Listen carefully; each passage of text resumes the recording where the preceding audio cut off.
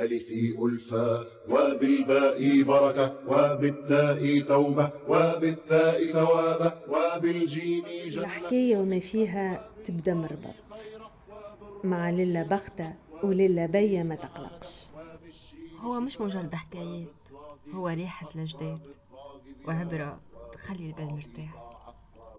الهدرة والنكتة على الفم مرسومة، كلامهم موزون يزرع المحبة في القلوب. بين الكلمة والكلمة فما حكمة، وبين السطور الخير ديما موجود. يا سعد اللي عاشرهم ويا بخت اللي ناسبهم، سيدي رمضان البركة وريحة الزمان. اللهم ارزقنا وبالثاء ثوابا وبالجيم جنة وبالثاء ثوابا وبالجيم جنة. اللهم ارزقنا بالحاء حكمة اللهم ارزقنا بالحاء حكمة اللهم ارزقنا. للأختي أني جاي هز شعر البيت هاو نسمع. تحب نقعدوا لداخل ولا في وسط الدار؟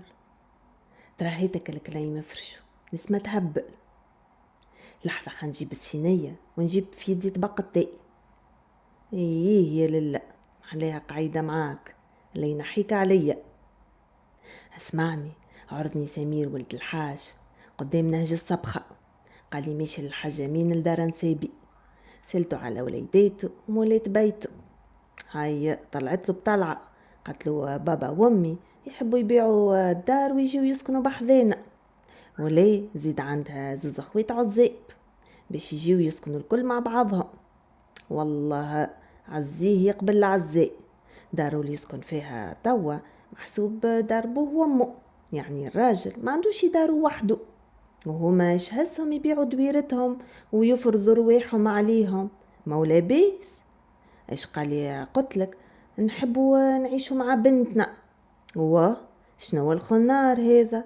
هاو يسكنوا محسوب فرد حومة بجنب بعضهم. يخي زنيق الكل تصب في بعضها، والله دمار هذا.